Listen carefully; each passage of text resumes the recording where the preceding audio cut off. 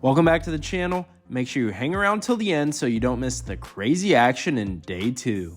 If you've watched any of my recent vlogs, you know my goal for this year is to make $25 an hour while playing the same amount of hours at both 1-2 and 1-3. It's been a wild ride, so let's see where we stand. Keep in mind these videos are a little behind because I took a 90-day break to avoid my channel getting terminated, so I'm trying to catch you guys up to current day by posting twice a week. At this point, we played a total of 36 hours and 50 minutes of 1-2 and profited $1,420 for an hourly win rate of $38.55, which I'm super happy with. Unfortunately, our 1-3 stats aren't exactly the same. We've played a total of 30.5 hours of 1-3 and profited just $176. Losing over $1,400 in 2 short sessions at the end of March didn't help our cause, but the good news is our sample size is small. We have plenty of time to turn it around. If you combine both stakes, we played 67 hours and 20 minutes of live poker and have an hourly win rate of $23.70, which is right under our goal. Not too disappointed just yet, but we definitely need to get our 1-3 stats going in the right direction. So what better way to do so than hopping in a 1-3 game at the nicest card room in Northern California, which is none other than Stone's Gambling Hall. But before we dive into this week's poker sessions, I gotta announce that my weekly 50-cent $1 online poker meetup games are back. If you want in, message me on Instagram at NorCalPoker. We buy into the 1-3 match stack game for $500, which is the max to start the game, and after just a couple orbits, we get involved in our first interesting hand of the day. Action folds to me in the hijack, and I look down at my favorite hand in poker, which is none other than Jack 10 suited. We open the action to $15 and get called from both the cutoff and the button. With $45 in the pot, we're going 3 ways to a monster flop of King Queen Deuce with 2 hearts, giving us both a flush and a straight draw. Never giving up the betting lead with so much equity and the range advantage, so I start off with a bet of $35 and just get called by the button. He's a pretty sticky player that doesn't like giving up very often, so I'm gonna have to either make my hand or play it super aggressive. Pots increase to 115, and the turn is a very interesting card in the Jack of Clubs, now giving us a pair and some showdown value. If this was a tighter opponent, I would still put the pressure on and try to get them off a queen, but I see zero point in doing so with this specific player. I feel like checking is the best move because I could pick up a lot of information and I'm not afraid to face any bet. So I check, and surprisingly he checks it back, which tells me he's not too strong. Headed off to a river, and we see the 6 of hearts giving us the flush. I don't really think he has a king since he probably would have betted on the turn, and now a queen can't even call a bet, so my goal is to size up and hope he hit a smaller flush. So I throw out a bet of $85, but he folds immediately, saying that he just had pocket 9s. No complaints here as we scoop in our first pot of the day.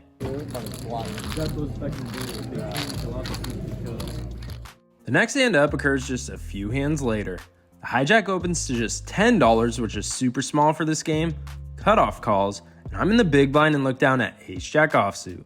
There's merit to just calling against certain players, but anytime I sense weakness, I'll almost always put in a 3-bet to rep a monster post-flop or take down some dead money without a challenge.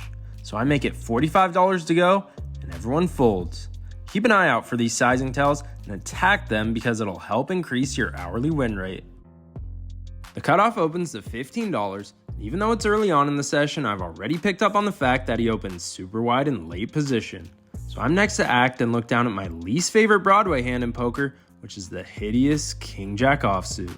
Since the cutoff has been opening super wide and I have position, I decide to isolate him and put in the 3-bet to $40. Plan goes completely out the window when the big blind cold calls. As mentioned in previous vlogs, cold calls are almost always pocket pairs or Broadway hands and not much else. Folds back to the cutoff, only has to call $25 more to win a pot of 120, but he ends up folding. So our read of him opening super wide in late position was spot on. Now going heads up to a flop with $95 in the pot, with Queen 8-3 rainbow giving us a whole lot of nothing. Big blind checks, and I throw out a bet of $35 to try and get him to fold all his pocket pairs in a hand like ace-jack that has us beat. He isn't phased and quickly calls, increasing this pot to $165. Turn peels off the 9 of clubs, which in my opinion is a lot better for his range than mine. So when he checks, I decide to check it back, hoping for either a 10, jack, or king to give us a chance.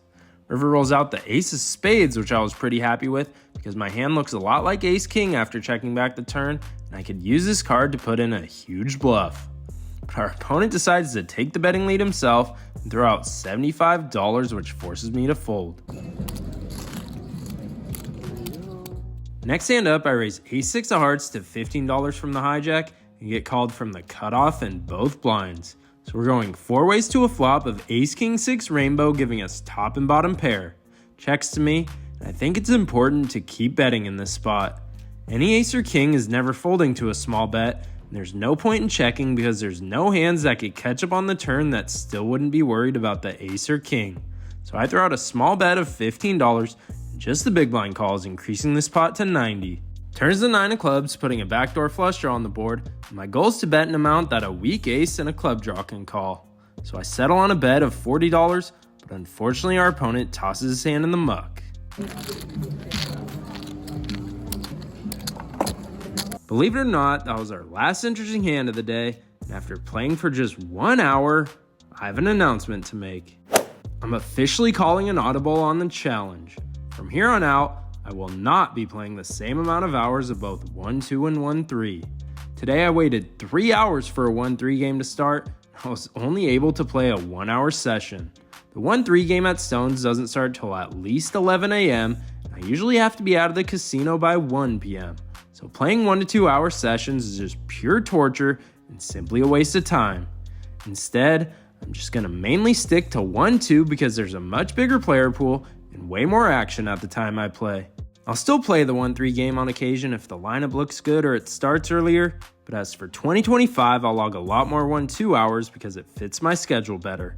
I'll definitely still keep the $25 per hour win rate goal because I think it's a realistic and challenging number that will be fun to track throughout the year. So now that I got all of that out of the way, let's get to our day 1 outro. Even though that was a complete waste of time, at least we didn't lose money. In for the original 500 and out for 502 for a whopping $2 profit.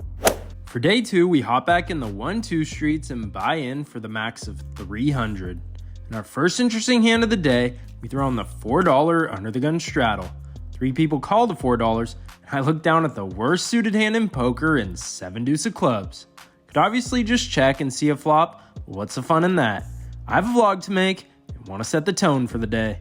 So I raise the price of poker to $20 and just get called from one of the players in early position. With $50 in the pot, the flop comes out Jack 8-5 rainbow, giving us 7 high and a dream.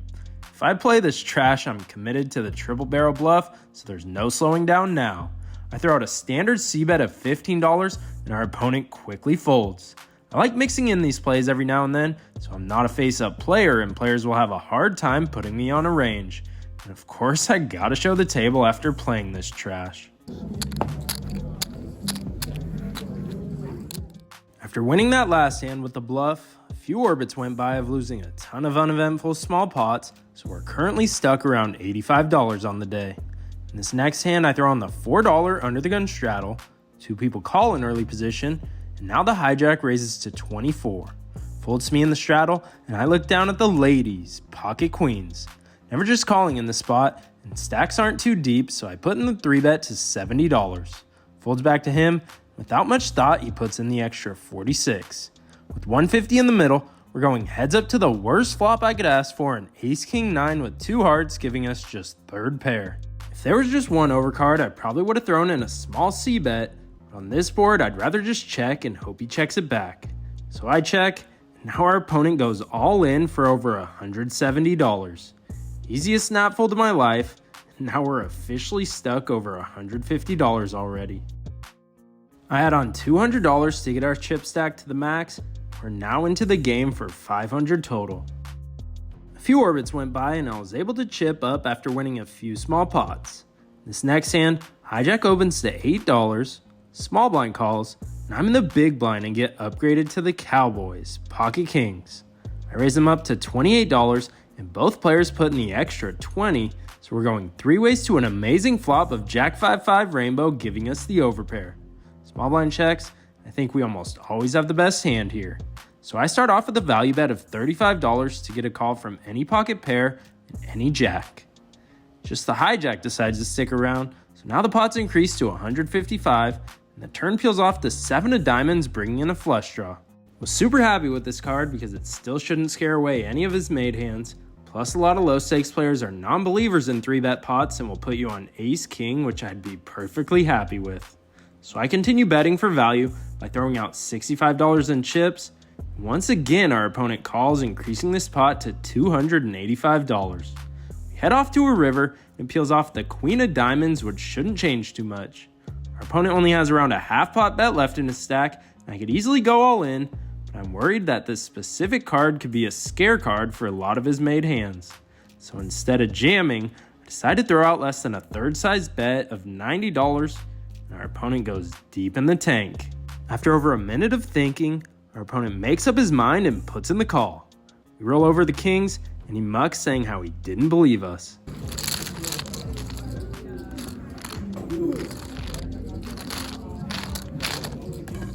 We're looking to keep things rolling in this next hand when there's one limp, and I'm on the button and look down at pocket eights. Never just playing for $2, so I raise it up to 12 and just get called from the big blind. Going heads up to an amazing flop of ace-8-7 rainbow, giving us middle set. And to make things even better, our opponent leads into us for $15. The range I'm putting our opponent on is basically an ace, and that's it. I could just flat since this is such a dry board and I'm in position, but I want to ensure that we could get stacks in by the river. So I put in a super small raise to $35. Without much thought, our opponent throws in the extra 20, increasing this pot to $95. Turn shouldn't change much in the jack of hearts unless they specifically had ace jack, so after they check, I size up to $60 for value, and once again our opponent calls. Sitting here with the effective nuts, since our opponent should never have pocket aces, I'm hoping for a complete blank, and that's exactly what we get when the deuce of diamonds rolls out on the river. Our opponent decides to throw out a block bet of just $15 into a pot of $215. With only $80 remaining in their stack, I put them all in and get snap called. I roll over my set and get shown ace-king offsuit for top pair, top kicker. Just a complete cooler that I'm happy to be on the right side of.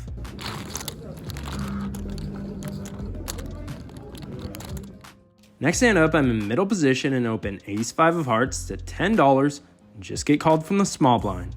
Going heads up to a flop of ace-king 3 all clubs, giving us a weak top pair on a very concerning board.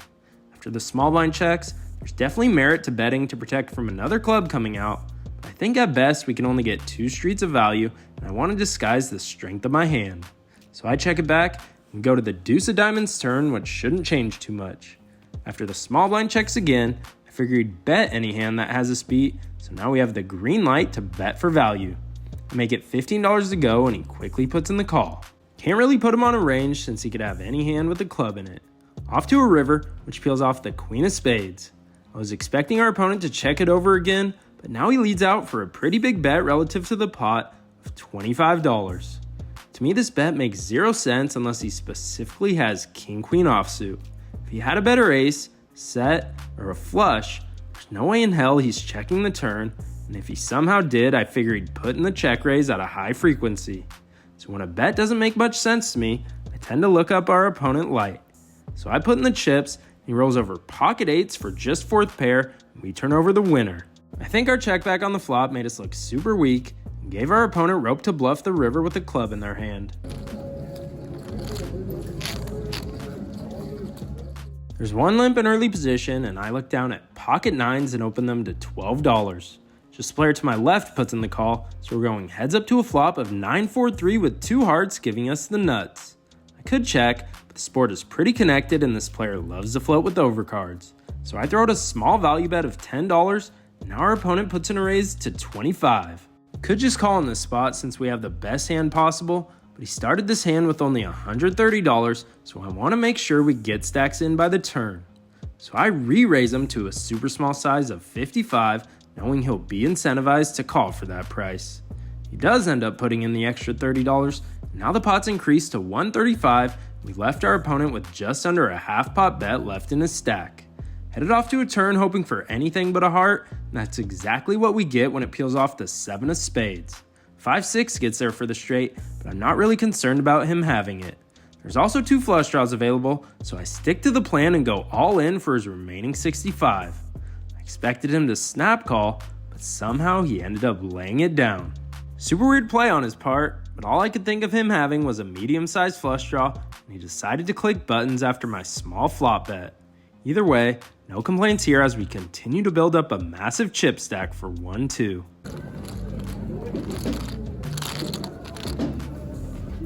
In this one, there's 2 limps in early position, and I look down at my least favorite Broadway hand in poker, which is none other than King Jack offsuit. Despite hating this hand, I think it's ahead of the limper's ranges, so when that's the case, it's time to raise up the price of poker. I make it $14 to go and get called from just the big blind. With $30 in the pot, the flop comes out King Jack 6 rainbow, giving us top 2 pair.